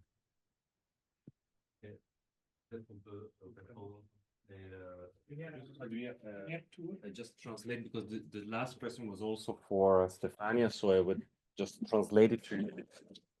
Basically, the question was about like the concept of health for non-human beings.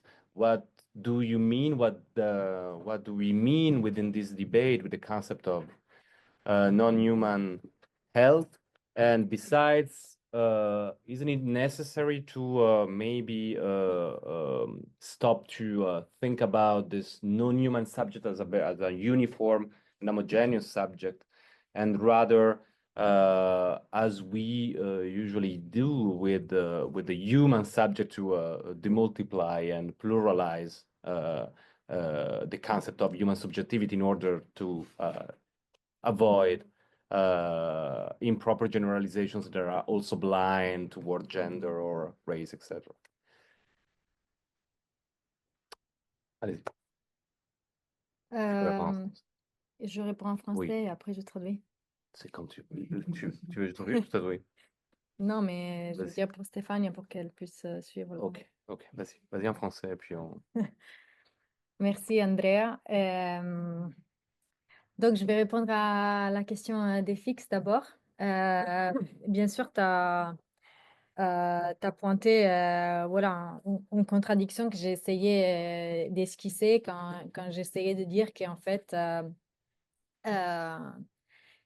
comment ça s'est passé effectivement la reproduction sociale pendant la pandémie. Bah, on a eu des travailleurs et des travailleuses épuisés par un travail acharné dans les hôpitaux, par exemple. On a eu la violence domestique résultant de ce qui s'est passé dans la ségrégation des foyers domestiques et à la fois, comme tu le dis, une explosion des services numériques voilà, qu'avant, souvent, on ne savait même pas utiliser. Donc, par exemple, moi, j'ai tendance à oublier qu'avant la pandémie, j'avais jamais fait une réunion avec Zoom, par exemple. Et c'est pas il y a longtemps. Donc, évidemment, d'un point de vue d'analyse structurelle, il y a eu une explosion, comme tu l'as dit, voilà, d'un développement digital là-dessus. Et donc, effectivement, la reproduction sociale a été assurée par là aussi. Mais ce que j'essayais de pointer, c'était qu'un tas de revendications centrées autour du care, de l'importance du travail reproductif, etc., ont pu émerger pendant la pandémie parce que, voilà, on a pu voir au moins la possibilité théorique de voilà, de séparer les deux et qu'en fait, ça a pu amener à des revendications comme celle d'un revenu de soins. Mais je pense que c'est performatif aussi. Donc, il y a eu des gens comme des personnes voilà, dans les mouvements sociaux aussi qui, je pense, légitimement, se sont dit aussi que c'était plus désirable, en fait, plutôt euh, que c'était déjà le cas, quoi, disons. Et de fait, dans les politiques publiques, c'était voilà, un compromis toujours et hyper voilà, compliqué et parfois dangereux et souvent, euh, comment dire, très à la baisse, quoi. Hum, donc voilà, je le vois plus comme voilà, une manière pour s'expliquer des revendications autour du travail de soins et tout ça, avec les critiques que j'ai essayé d'esquisser après. Et pour Davide, sur la transition et en fait, c'était ça la question. Après la pandémie, dans un moment euh, de rétrécissement des possibilités politiques dans la conjoncture actuelle et aussi euh, voilà, comment dire, dans une conjoncture dans laquelle les espoirs de réformisme radical sont en train d'être balayés. Moi, voilà, je suis évidemment un peu gênée parce que la question est bien trop grande pour moi et j'ai pas de proposition pour une transition juste aujourd'hui, mais je pense pas du tout que ça puisse être émis à l'échelle locale. Non, ça, je pense que au contraire, voilà, j'ai fait l'exemple de GKN parce que justement, je me disais que c'était un exemple par en bas qui était intéressant à porter parce que l'exemple de l'usine occupée de GKN en Italie, qui produisait des axes pour automobiles et dont les ouvriers ont été virés avec une mail du patron juste à la fin des aides publiques pour la période de la Covid. Donc, cette expérience-là, à mon sens, peut montrer comment des revendications justes et légitimes qui ont émergé dans une période d'espoir, voilà, dans un réformisme radical, ont pu être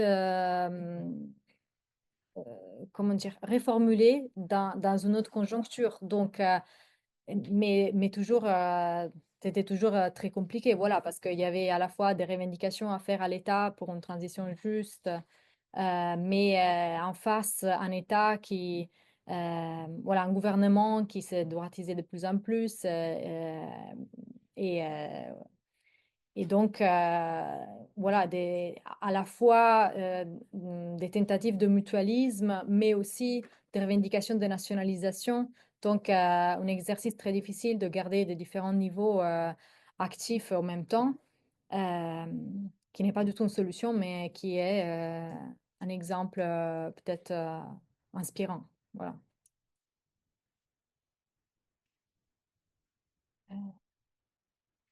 So Stefania, maybe you can answer to a question that were posed to you.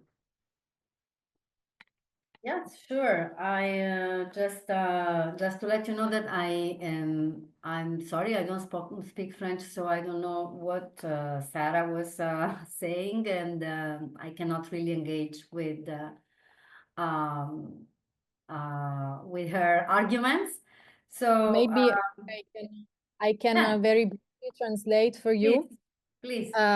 So I just try to explain that for me, when I said that during the pandemic, social reproduction of capital and the reproduction of life, that it was possible to separate the two during the pandemic.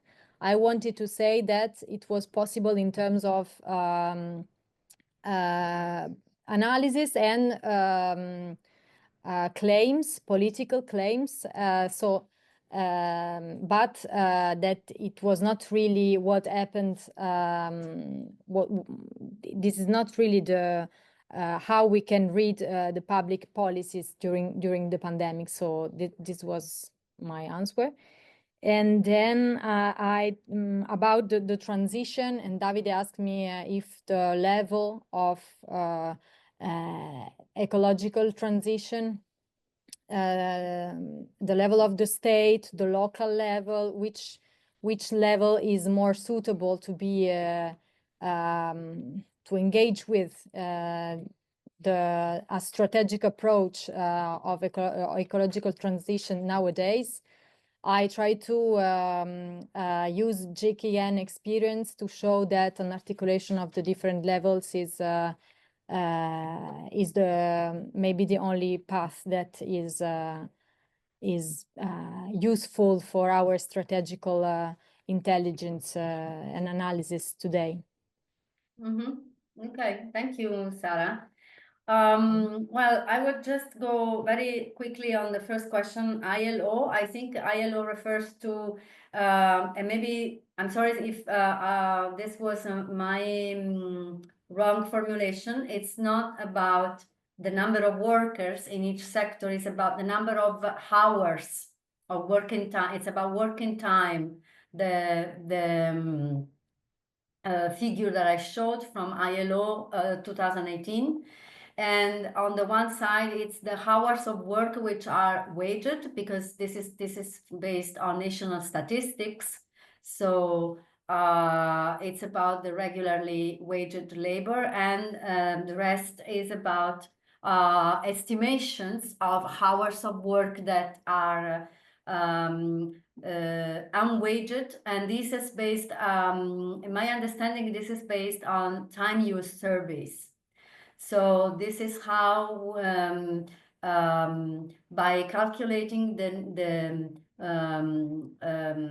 share of waged and unwaged labor on the basis of worked hours, we can actually have a picture, a more complete picture than simply reporting national statistics about waged labor, in which everything else remains hidden and invisible.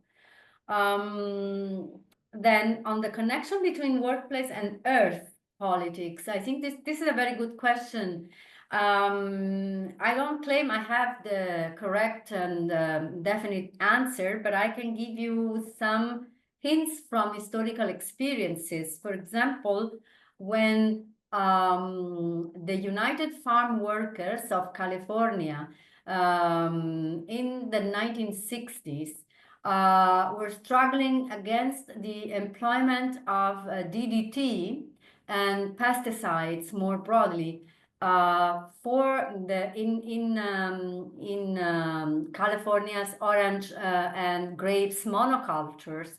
They were struggling from the perspective of workers who had been affected by, in their bodies, by the poisons in the pesticides, but at the same time, they were doing a boycott, a campaign, and a struggle that was of broader relevance for the entire American society and environment, and even broader than that, because in the end, this campaign, together with other campaigns, like the one, also linked to the work of of Rachel Carson and her Silent Spring, achieved institutional reform, the banning of DDT.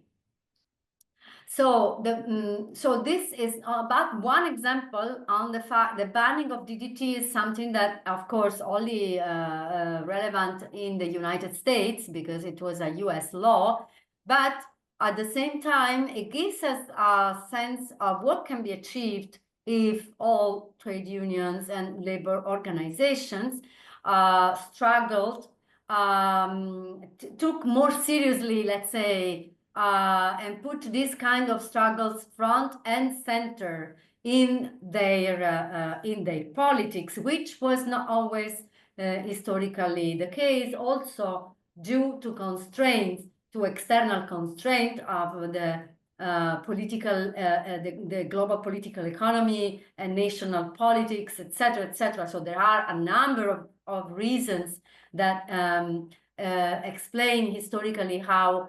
And I offer some explanation in the chapter, in the second chapter, regarding the Italian case, for example, on how and why and when these struggles, these union struggles went up and down, also related to other factors, right? But to come to your question in a broader, more general sense, how can workers' organizations, let's say, have an impact on Earth systems degradation? I think the answer here is by the way that the same way, by exercising the same kind of power they held against capital, so making it more costly for capital to destroy nature, to destroy their own health and their own bodies, and to destroy nature. So since capital, the only language that capital understands is money, then workers do have power let's say, in a very general sense. Then, of course, this power must be exercised in a relation of force and of power, and which is heavily influenced also by external constraint, by state policies, by international politics, etc., etc. But workers do have this kind of power. Coming to the question on non-human health, I'm not sure I understand this question, I have to be honest. What do you mean by multiplying diversifying the non-human along human categories such as class, race, and gender?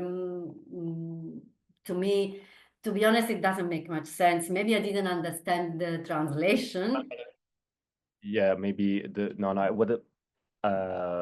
point was, what do you mean with the concept of health regarding non-human beings, right? Okay, because you talked about non-human world, Yeah. and the question was, what do you mean with the health of this non-human world specifically? And the other part was about, because he did a comparison between the way through which we try to diversify the human subject, and we avoid to speak about like a universal human subject usually, and the same should apply to non-human entities in order to avoid uniformizing them in a single concept. I mean, this is the part that it's really a little bit unclear to me, but maybe because it's not really my area. I mean, my book is about human agency, human subjects in their relationship with the non-human environment, which is not only the living world, it's also the biophysical environment, but understood in a relationship of interdependency. So our health as humans is also interdependent on the health of entire ecosystems, of Earth systems. And again, in a very broad and general sense, because then, of course, there are a million different kinds of forms of life, and not all of them are beneficial to humans, no? So clearly some are not. But this is a discussion that I don't enter with. It would be really beyond my competencies. But what I'm really interested in is to what extent workers' struggles for, let's say, what we could call for reproduction, for the reproduction of life, no?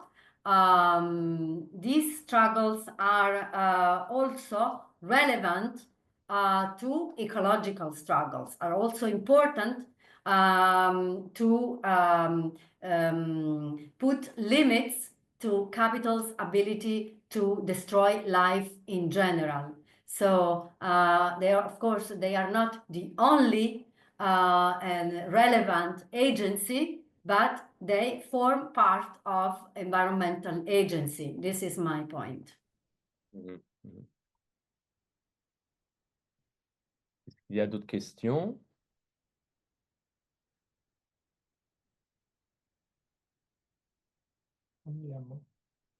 Vas-y.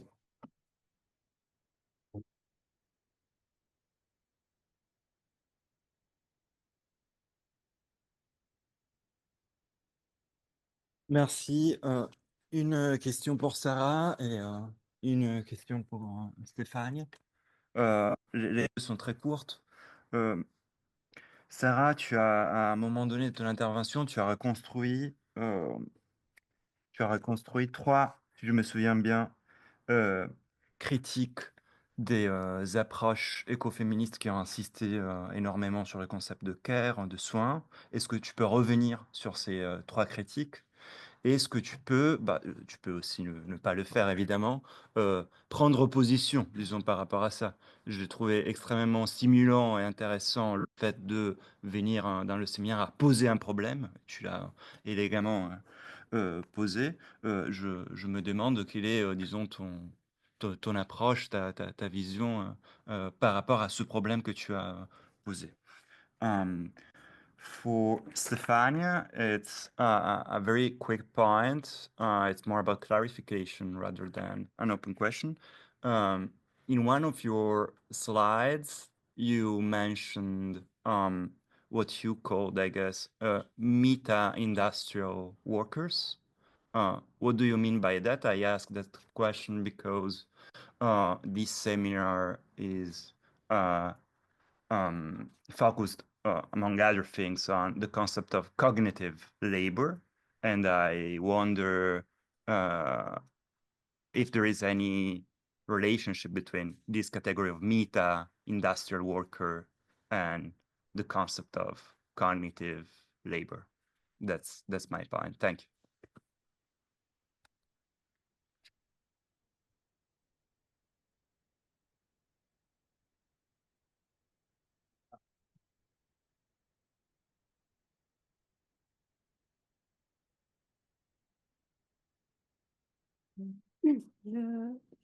J'essaie en français, et peut-être pour Stéphanie, je la traduirai directement en italien, ce qui peut-être ça a du sens. Donc pour la salle en français et puis en italien. Merci beaucoup pour les deux interventions et qui étaient beaucoup très intéressants. Et les livres aussi de Stéphane, je voulais la remercier. C'était très stimulant pour moi, la lecture. Mais peut-être à partir d'un point qui a été soulevé pendant cette dernière échange, et c'est du coup à propos du rôle de l'anthropocentrisme dans cette relecture écologiste des problèmes de production et reproduction. C'était un peu étonnant pour moi de ne pas voir au centre la question dans cette tentative d'extension de la question de la critique de travail productif et reproductif au-delà de l'être humain, de ne pas voir au centre les animaux qui travaillent effectivement dans ce système capitaliste, et donc carrément les animaux d'élevage. Déjà parce que ça pose tout un tas de questions, vraiment d'identifier les sujets de l'exploitation au-delà de l'être humain, et donc vraiment de prendre au sérieux les faits que les animaux sont aussi des sujets politiques, sont des sujets productifs et reproductifs, parce qu'ils travaillent d'une façon très particulière à l'intérieur des élevages. Bon, et donc, c'est pour dire que j'ai l'impression que si on ne met pas au centre cette question-là, on reste sur un niveau écologiste qui est vraiment plutôt environnementaliste, au sens que finalement, ça s'est réduit vraiment à penser la soutenabilité du système de production jusqu'au point que ça intéresse les êtres humains. Et donc que ça ne va pas vraiment au point de critiquer cette exploitation du vivant en tant que telle, mais juste au point que ça nous touche a nous être umani. Bon, quindi lo ridico brevemente in italiano. Stefania, scusami per aver detto prima in francese. La questione è sul ruolo della critica dell'antropocentrismo in questa nuova, diciamo, in questa proposta teorica di estensione della critica di la questione produzione e riproduzione al di là dell'umano, perché per il fatto che mi sono rimasta un po' stupita in questa presentazione di non vedere al centro la questione degli animali che lavorano effettivamente in un sistema di produzione capitalista, quindi gli animali d'allevamento.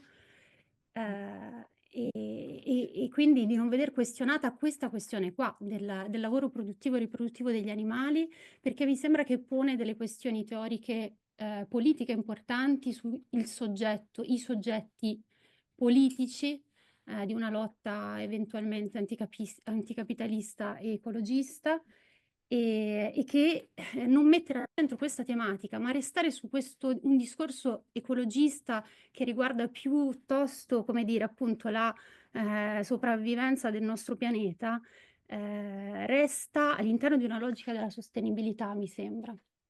Più o meno era questo quello che volevo dire. Grazie.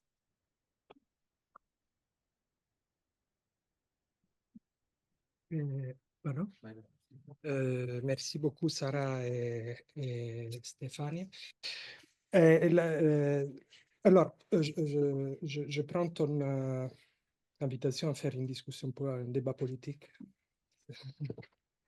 Non, moi je partage le point de départ, le point d'arrivée de ton intervention, avec toutes les conséquences que tu en as tirées.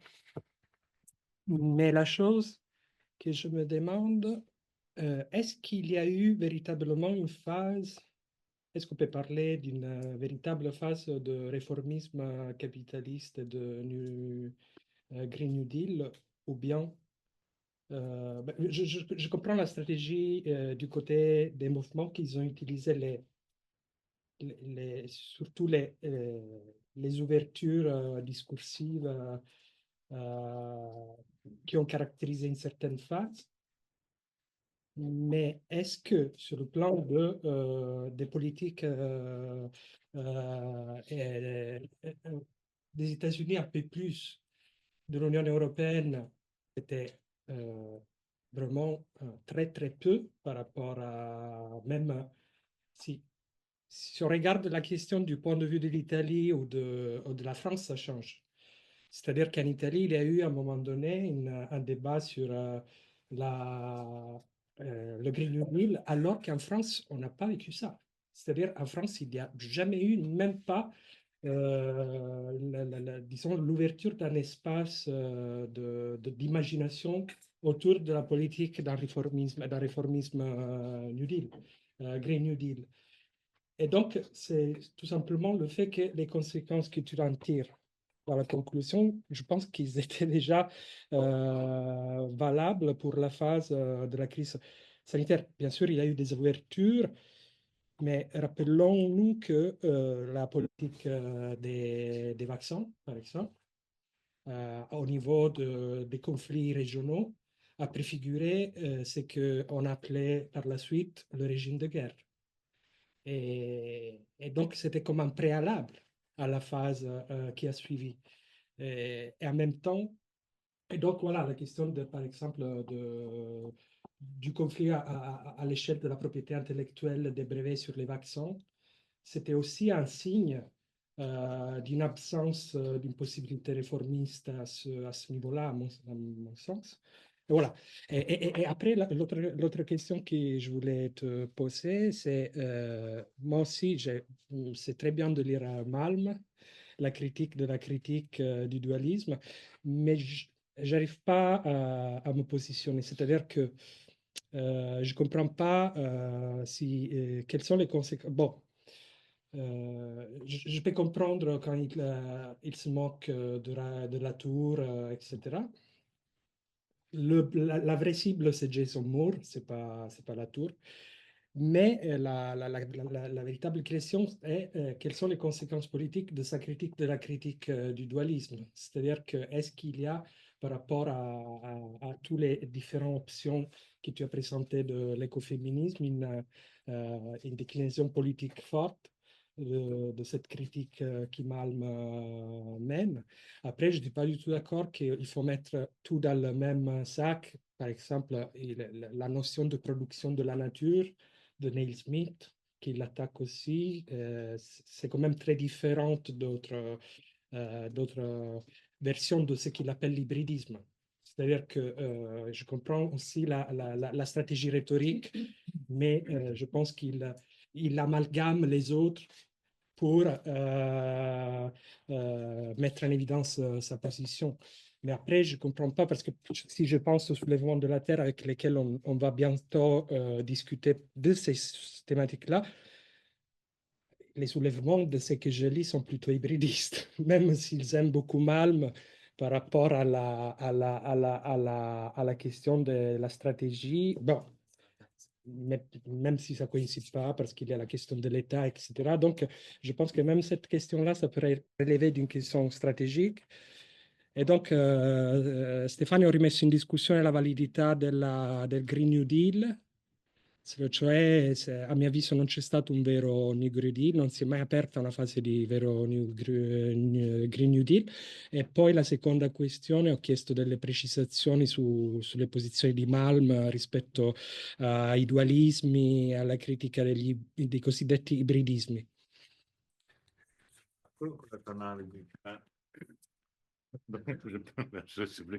Je suis d'accord avec ton analyse, mais il y a un point qu'il faut rappeler. Tu dis en France, il n'y a pas eu de débat, mais il y a eu par contre un moment très important, au moment de la Convention citoyenne. Hein, Et même là, s'il y avait un véritable réformisme, là, ils ont effacé toutes les propositions de la Convention. Donc, ils ont tout effacé. Ouais. Comme par exemple, comme par ailleurs, ils ont effacé toutes les lettres de doléances des Gilets jaunes. C'était... Oui, mais c'est... Laisse répondre, peut-être. Chi vuole commencer? Dai. Vuoi iniziare tu, Stefania, o inizio io? Non ho tradotto in italiano perché... Come volete. Va bene, dai, inizio io allora. Sì. Modeste. Ehm, Alors, d'abord pour Matteo, ouais, du coup, les trois volets de la critique aux différents discours écoféministes qui, pour le coup, comme j'ai essayé de montrer en mobilisant Maria Mies, c'est aussi à différencier, voilà, mais c'était ce que j'ai schématisé comme la critique d'un risque de naturalisation. Donc, l'idée que le discours écoféministe, en accentuant l'élément du soin et du care de la nature, du soin de la nature, et en attribuant cela aux femmes, et voilà, tendent à identifier avec une identité biologique, une attitude sociale. Mais du coup, j'ai considéré que cet argument-là, en fait, voilà, bien sûr, c'est risqué, mais j'ai considéré que, par exemple, chez Miss, il y a les instruments pour montrer que c'est pas ce qu'elle fait d'un point de vue philosophique d'opérer une naturalisation aussi brutale. Elle voit même le sexe biologique et pas seulement le genre comme quelque chose de construit historiquement. Euh, donc, parce que voilà, on est une espèce animale avec une histoire évolutive, et donc voilà, même les caractères biologiques, en fait, on peut les historiciser si on fait comme elle, c'est-à-dire on revient même à la préhistoire de l'espèce. Donc, du coup, je me disais que cet argument-là, même bien qu'intéressant, c'était peut-être moins ce que moi-même, je voudrais critiquer dans la théorie écoféministe. Alors que,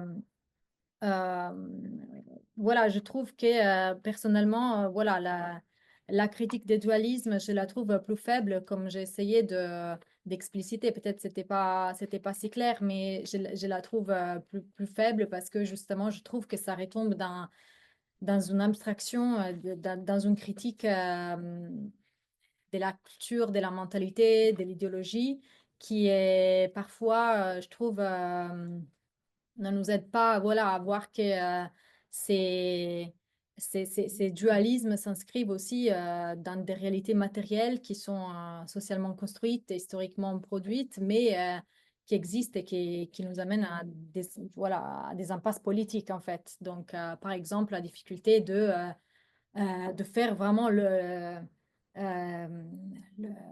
d'en finir avec cette division entre travail productif et travail reproductif. Bien sûr, c'est une exigence réelle. Mais ce que j'ai essayé de montrer, c'est que cette différence-là n'est pas qu'une différence d'invisibilisation, de nommer mal les choses, mais c'est aussi que notre système économique est construit d'une manière que voilà, si tu dois mettre toujours plus de surplus dans, par exemple, l'accumulation d'armement pour des contraintes géopolitiques, par exemple, et ben, c'est très difficile de donner toute sa place au travail reproductif comme base pour une nouvelle société. Donc, voilà. Donc, per Stefania magari faccio anch'io in italiano come ha fatto Benedetta. Ho cercato di rispondere a Matteo dicendo che avevo provato a ricostruire queste tre critiche che vengono fatte spesso alla teoria ecofemminista, un po' generalizzando, però insomma di naturalizzazione delle attitudini sociali, come per esempio quella della cura schiacciate sul corpo biologico, che secondo me è una critica molto frequente, però forse che ecco, non è giusta per una gran parte delle ecofemministe marxiste almeno. E poi invece per quanto mi riguarda ho cercato di spiegare perché una critica invece a questa, come dire, la critica ai dualismi mi sembra più efficace, più appropriata, perché appunto i dualismi che criticano alcune teoriche ecofemministe, come per esempio Val Plumwood, sono certo dei dualismi della logica patriarcale e della cultura, ma in realtà, come ho cercato di mostrare facendo riferimento a Maria Mies, sono, diciamo, delle contraddizioni reali che fanno parte del mondo in cui viviamo, insomma, e che quindi, al di là della critica teorica, talvolta queste divisioni si ripresentano perché ci sono delle, come dire, delle obiettive difficoltà, per esempio politiche, a superarle, come quella tra produzione e riproduzione nei paesi socialisti, per esempio. Per questo avevo scelto questo esempio.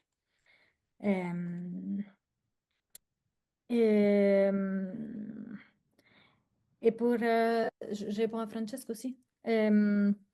Donc pour Francesco, juste très vite, tu as raison pour la phase du réformisme radical. Je pense que les mouvements politiques ont essayé de saisir celle qui a été présentée comme une occasion pour gagner une hégémonie discursive.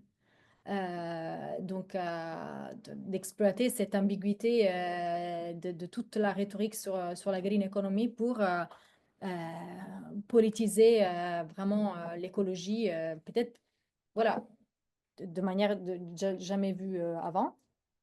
Mais je suis tout à fait d'accord avec toi, voilà, que c'est très faible ce qu'on en retire en termes de politique publique, et que même pendant la pandémie, on a vu les deux réponses en fait à tous ces discours-là, qui sont, comme tu as dit, la guerre et la militarisation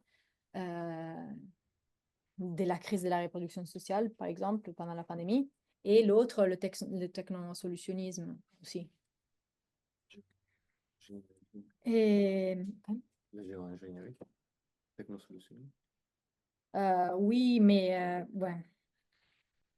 Et juste pour Malm, bah, aussi, je pense que tu as raison, mais je pense que voilà, sa critique est animée par un sentiment de primat du politique très fort. Et je vois que parfois ça donne des effets de naïveté, mais moi je le trouve aussi important. Et par rapport au soulèvement de la Terre, tu as raison, ils sont hybridistes et à la fois sont une espèce d'avant-garde en France, mais justement, c'est très particulier, je pense, leur rapport aux pratiques plus conflictuelles, et c'est un peu une exception dans le cadre des mouvements qui font référence à des philosophies de l'écologie un peu hybridistes, tu vois. Donc je me dis peut-être c'est plutôt lié à la situation particulière de grands conflits sociaux qu'il y a eu en France dans les dernières années, qui fait que il y avait aussi vraiment déjà tout un discours sur la violence politique qui était déjà acquis dans les mouvements sociaux. Mais ça, c'est juste une hypothèse comme ça. E quindi no, per Francesco ho detto che sul Green New Deal penso che abbia ragione, che è stato più che altro il tentativo di approfittare di un'occasione, di fare una battaglia egemonica, almeno dal punto di vista discorsivo, no? Quindi risignificare certe proposte della transizione. E che già durante la pandemia, insomma, si sono visti tecnosoluzionismo, regime di terra come alcune delle soluzioni che sarebbero poi state applicate anche alla transizione ecologica. E su Malm, sì, insomma, ho provato ad articolare come dire, a definire la sua posizione come anche dal punto di vista teorico, che produce a volte delle spiegazioni troppo tranchant, troppo naive, ma con un primato della politica che io trovo comunque molto, molto fecondo, molto utile nel dibattito di ecologia politica, e sui soulèvement de la Terre, che si ispirano a una teoria ibridista. In realtà penso che il loro, come dire, le pratiche molto conflittuali che portano avanti, anche se fanno riferimento a delle teorie ibridiste, all'ecofemminismo, eccetera, forse sia legato alla situazione della politica francese, a come i movimenti già negli anni precedenti all'emergenza sulle della terzi fossero già diciamo spinti in delle direzioni di pratiche molto conflittuali, e quindi ne fa un caso un po' speciale forse di movimento ecologista. E basta, forse ti lascerei rispondere, se no... Okay, in English, no? Or do you prefer Italian? English. English. Okay. So I'll try to be brief because we are already it's already very late.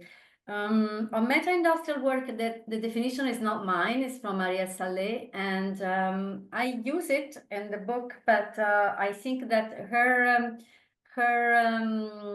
definition of meta-industrial is coincides with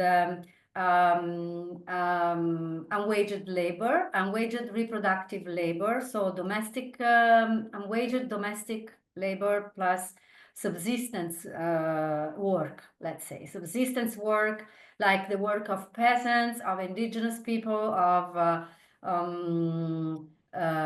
working class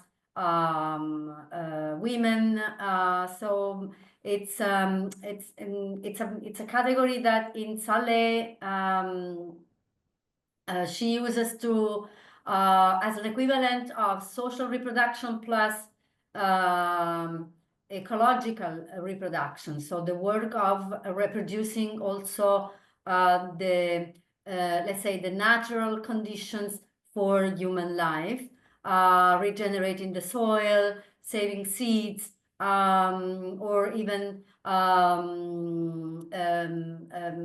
fighting for clean water, clean air, and, you know, protecting the conditions for the reproduction of human life. So I don't think that cognitive labor would fit anywhere in this definition of meta-industrial labor.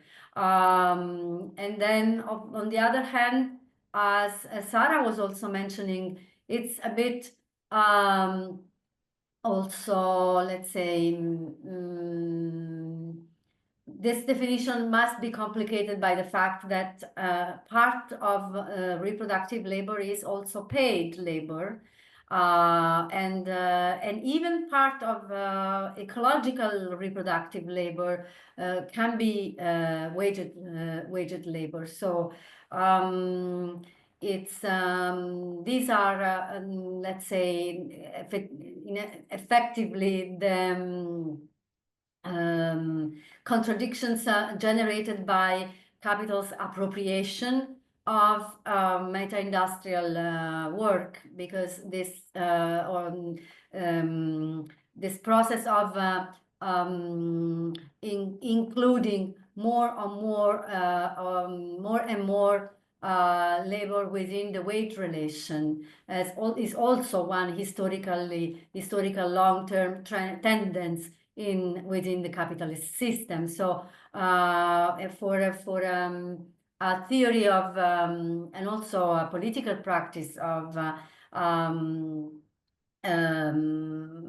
ecological and social reproduction in the 21st century, we have more and more we need to come to terms with this process of capitalist co-optation and incorporation, as for example, such as for example in the care economy, which is nothing other than the extension of an exploitative relation to also care work and yeah, so, and you know, it's an inclusion within the capitalist logic. So I think today the struggle, reproductive struggles, the struggles of reproductive labor are to be understood as moving on multiple fronts, and one of these fronts is the struggle to decommodify reproductive labor and reproductive services more broadly. And the care income, the care income campaign is one way in which part of the feminist movement understands decommodifying care work, while at the same time recognizing its social relevance through money, through an income, by allocating an income. So it's a struggle to decommodify money itself.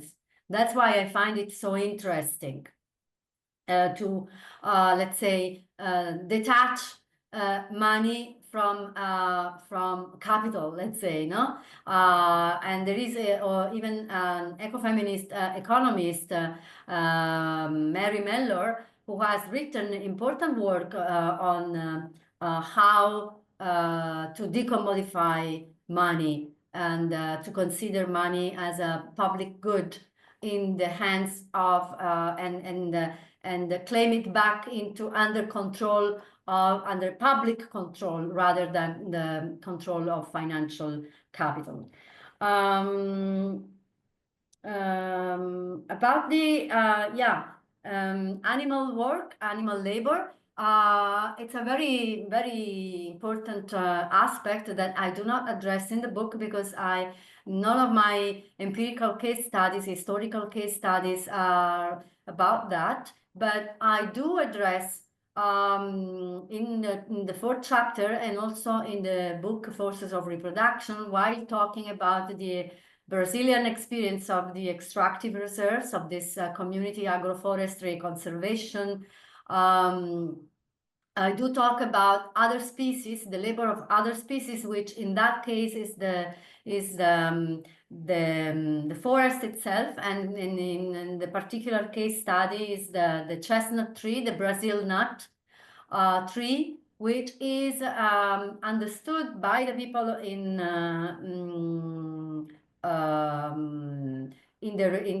the reserve.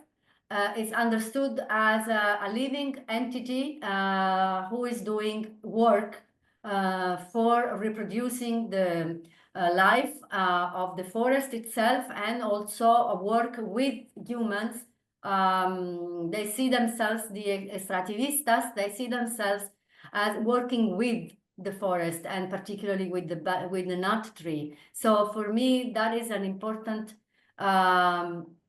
indicator of the fact that not all of humanity has the same anthropocentric or dualistic view as regards non-human nature, and specifically in this experience tells us about ways of understanding the work of non-human species as related to human labor, as interdependent and related with human labor. So fortunately, not the whole world has been completely subsumed by the Western categories and understandings. In my opinion, what is that we learn from this story is that the importance of alliance building that goes beyond the human, because these agroforestry commoners, they see the forest as their ally as well against capital, and they see themselves as allied of the forest in keeping the forest standing, keeping the forest alive. With their presence in the forest, they contribute to keeping it alive. Of course, this would be I know of very, very interesting work that has been done on non-human animals and in farming and etc. From the point of view of the workers who also work in this kind of industry, no, in the agribusiness industry, and who are themselves suffering from the kind of violence they are asked, demanded to do versus other animals.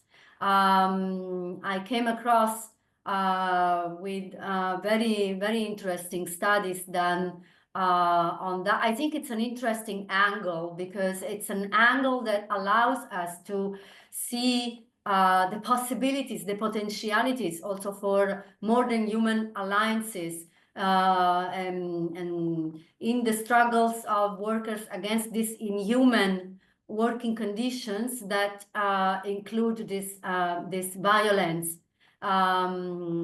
As a, you know, the political potentialities of thinking of workers' struggles as something that goes beyond workers themselves and also involving other animals.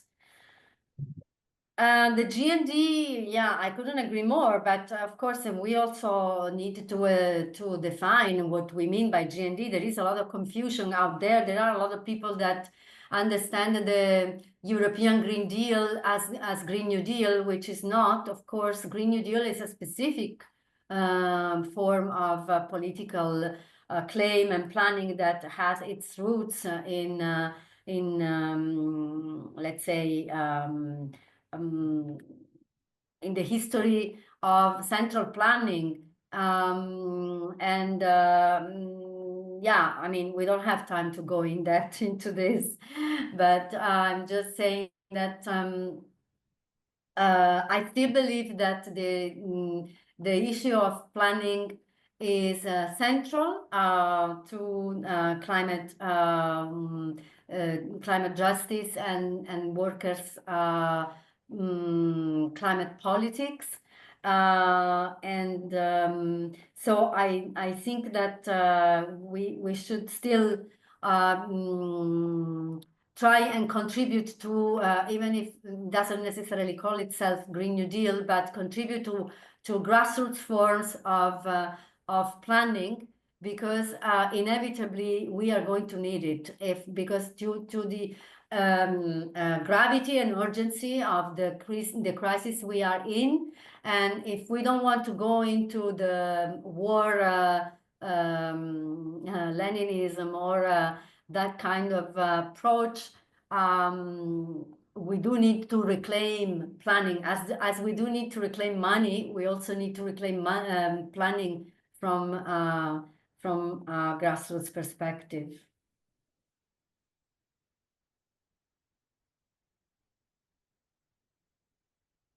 Ok, je pense qu'on peut terminer ici, mais merci Stefania et merci Sara pour vos interventions et merci au public pour ses questions. Et la prochaine séance du séminaire, c'est, tu peux m'aider? Là,